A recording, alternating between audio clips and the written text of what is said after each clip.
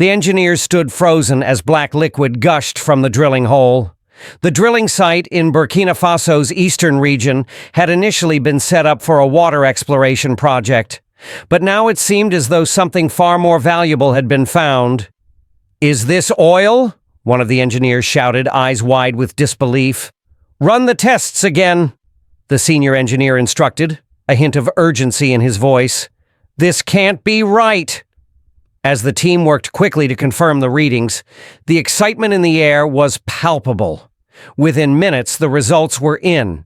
Burkina Faso had oil. Not just any oil, but high-quality, low-sulfur, light crude, the kind that commands a premium price on the international market. The news spread quickly. People in the capital began whispering about the discovery, though no official announcement had been made. As the drilling team packed up, they couldn't help but wonder how their lives were about to change. Ibrahim Traoré, the president of Burkina Faso, sat in his office, reviewing the preliminary geological reports. The numbers were staggering. An estimated 3.8 billion barrels of oil. He looked up from the report, his expression unreadable. "Is this really happening?" Dr. Aminata Konate, head of the Geological Survey Department, nodded. "It's real, Mr. President. This is one of the largest oil discoveries in Africa." Traoré remained silent for a moment, absorbing the magnitude of the situation. "What does this mean for our country?" The economy minister, Kabore, leaned forward. "This could completely transform Burkina Faso, Mr. President. With $300 billion in oil reserves, we could change the course of our nation. Infrastructure, healthcare, education. We could do it all." But before anyone could respond, the defense minister, Wedro, spoke with caution. "It's not that simple. History tells us that the discovery of natural resources often leads to foreign interference, political instability, and sometimes even conflict. We need to be prepared for that possibility." Traoré nodded, well aware of the challenges ahead. "I understand, Minister, but we will not let this be another story of Africa's resources enriching others while our people remain in poverty." As the meeting continued, the room was filled with a sense of urgency. Traoré knew the world would soon be knocking on Burkina Faso's door, and it didn't take long for that to happen. The very next day, Colonel Dio, Traoré's security chief, walked into the room with a look of concern. "Mr. President, we have a problem. Our communications monitoring system has detected unusual activity. Encrypted messages have been sent from Ouagadougou to Paris, London, and Houston, all referencing oil exploration. The news has already leaked." Traoré's face hardened. "So it begins," he muttered under his breath. Colonel Dio continued, "A private jet from Interglobal Corporation is scheduled to arrive in Ouagadougou tomorrow. They've already heard the news." Traoré paused, the weight of the situation sinking in. Interglobal was one of the largest oil corporations in the world, known for its aggressive tactics and close ties to Western governments. This was not going to be a simple negotiation. "We'll be ready for them," Traoré said, his voice firm. "Prepare the team. I want all options on the table." The next day, Victor Duran, CEO of Interglobal, stepped off his private jet in Ouagadougou. He was impeccably dressed, his sharp suit a stark contrast to the worn, dusty streets of the capital. Durand had a reputation for getting what he wanted, and he was confident that this time would be no different. He arrived at the presidential palace where he was greeted by President Traoré, who stood tall in his military uniform. The two men exchanged pleasantries, but there was an underlying tension in the air. Durand wasted no time. "Mr. President, I'm here because I believe we can help Burkina Faso realize its full potential. We've reviewed the data and we're prepared to offer you a partnership that will quickly bring your oil to market." Traoré listened carefully, his face betraying little emotion. "What kind of partnership are we talking about, Mr. Durand?" Durand smiled.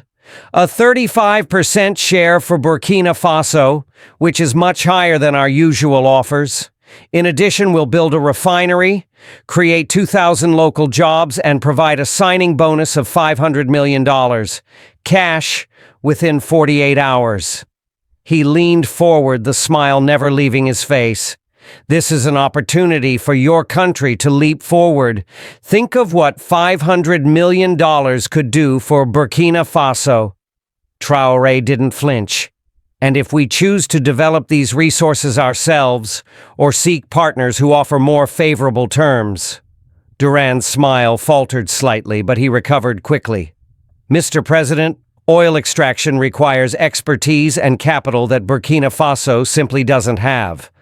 As for other partners, I would advise against it. You may alienate your traditional allies in the West, transform the country from an economic backwater to an object of intense international interest. Governments, corporations, and foreign powers were all vying to control the newly discovered resources.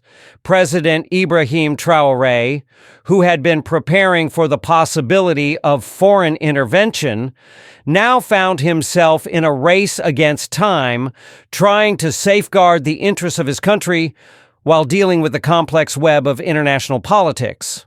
As the days passed, the pressure from the West began to escalate. In Ouagadougou, the capital, the atmosphere was thick with tension. Foreign diplomats began arriving, including representatives from major Western powers. Media outlets, both local and international, buzzed with speculation about the future of Burkina Faso's newfound wealth. Rumors of foreign involvement, corporate interests, and potential instability filled the air. People in the streets talked in hushed tones, wondering if the country was on the brink of something momentous or disastrous. A few days after the meeting with Victor Durand, Traoré found himself meeting with his closest advisors once more. The tension in the room was palpable. Minister Traoré, the economy minister, sat at one end of the table, his face reflecting both excitement and apprehension. Beside him, Dr. Konate, the head of Burkina Faso's Geological Survey Department, shuffled through the stack of reports on her desk. Colonel Dio, the president's security chief, stood by the door, his arms crossed, silently monitoring the room. Traoré glanced around the table, his mind racing. There was little doubt that the world was watching Burkina Faso closely, and the stakes had never been higher. President Ibrahim Traoré, speaking firmly but with a hint of concern. We've received more inquiries. The United States, the European Union, and several international financial institutions are pushing for us to make a decision quickly. They want us to sign agreements with the Western oil companies, primarily Interglobal, Minister Traoré, leaning forward, eager to speak. No, Mr. President, this could be our opportunity to secure funding for the country. We could build infrastructure, develop industries, and create jobs for millions of Burkinabe people. We're talking about hundreds of billions in revenue. Dr. Konate, speaking in a calm but cautious tone. Yes, Minister, but we must not forget the price of such partnerships. Interglobal's offers are not without strings attached. Their track record in Africa speaks for itself. They've promised the same things in other countries, jobs, infrastructure, but they rarely deliver. The local populations don't benefit the way they're supposed to. Minister Wedro, defensive, raising his voice. We can't let our country continue in poverty while we have this opportunity right in front of us. Let's not forget that our budget is a mere $4 billion. This could change everything. We have to sign the deal before someone else does. Traoré's eyes narrowed, and he rested his hands on the table. He knew that the decision was not as simple as it seemed. There was more at stake than just the money. The future of Burkina Faso was on the line, and he could not afford to rush into anything that would jeopardize the long-term interests of his people.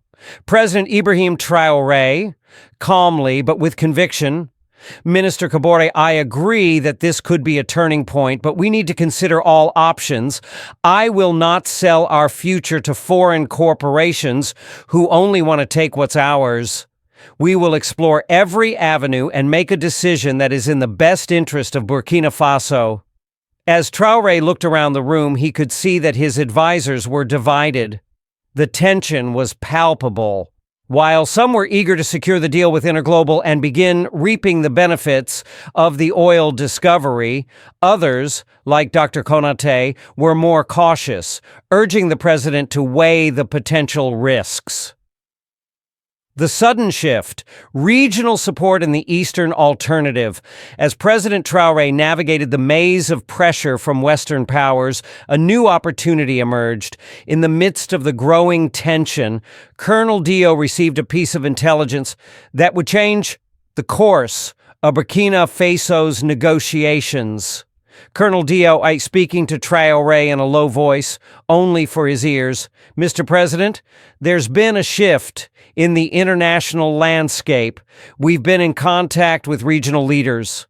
Several African nations, including Nigeria, South Africa, and Kenya, have expressed their support.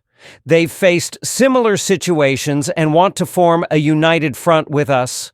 They believe that if we resist the Western pressure, we could create a new model for Africa, one where we control our resources and benefit from them. Traoré's interest was piqued.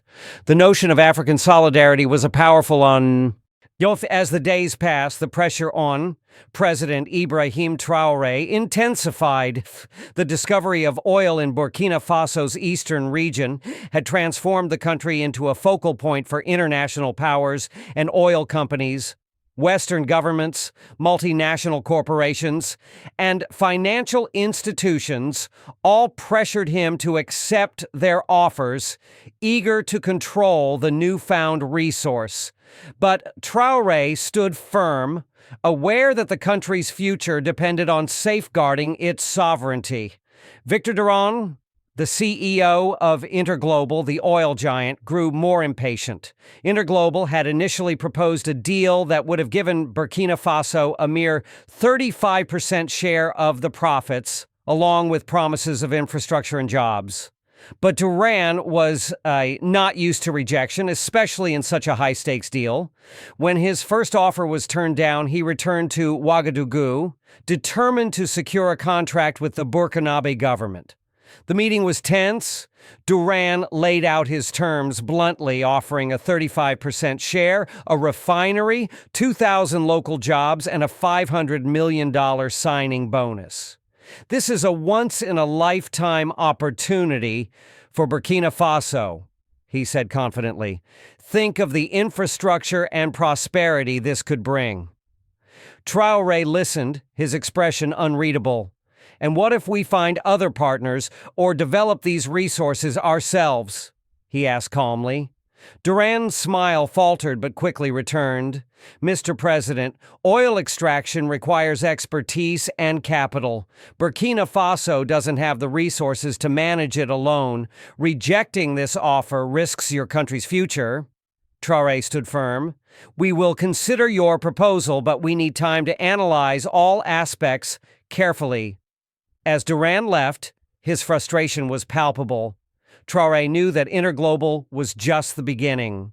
The pressure would only escalate in the days that followed. Burkina Faso's international standing grew more complicated. The Western media painted Traoré as unstable, while financial institutions raised concerns about the country's growing debt. To make matters worse, reports surfaced of unusual transfers of money to military officers and government officials, hinting at the possibility of a coup. Traoré's resolve was tested, but he remained steadfast. He would not bow to foreign pressure. Just when it seemed like the situation couldn't get more dire, a new opportunity emerged. Representatives from China and India arrived in Ouagadougou, offering Burkina Faso a far more favorable deal. The Chinese National Petroleum Corporation, CNPC, and India's Oil and Natural Gas Corporation, ONGC, both offered Burkina Faso majority control of the oil operations with fairer revenue-sharing terms. Unlike the Western companies, these Eastern powers promised long-term partnerships with development aid and infrastructure projects attached. Traoré saw a way forward. Unlike Interglobal, which wanted to control the lion's share, The Chinese and Indian companies respected Burkina Faso's sovereignty. They offered a 60 to 70% revenue share, and both promised to build roads, schools, and hospitals. The terms were more transparent and equitable, and they came with no hidden agendas. The shift in perspective was key. Traoré began to rally his African counterparts. He had already spoken with leaders in Nigeria, South Africa, and Kenya who expressed their support for Burkina Faso. These nations had faced similar challenges, and they stood ready to help Burkina Faso fight against exploitation. Africa, Traoré realized, needed to unite to fight back against foreign dominance. Traoré decided to address the nation directly. In a televised broadcast, he explained the situation, revealing both the discovery of oil and the international pressures Burkina Faso faced. His speech was firm, clear, and powerful. My fellow Burkinabe, today I stand before you to share news that could change the course of our nation's future. We have discovered significant oil reserves in our eastern region. But I must also tell you that this discovery has attracted foreign powers and multinational corporations who seek to take what is ours. He continued, "We have received offers, promises of wealth and prosperity, but we must ask ourselves, who will benefit from this oil? Will it be the people of Burkina Faso, or will we allow foreign corporations to take it from us, as they have done in many African nations before us?" The speech resonated deeply. Citizens in Ouagadougou and beyond rallied behind the president, taking to the streets in support. "Our oil, our future," became the new slogan, and for the first time in years, Burkina Faso felt unified under a common cause. Meanwhile, the Chinese and Indian representatives continued to negotiate with Traoré. They were offering terms that were more favorable for Burkina Faso, and the support from neighboring African countries made their offer even more attractive. Victor Duran, infuriated by Traoré's resistance, turned to more aggressive tactics. He began making secret offers.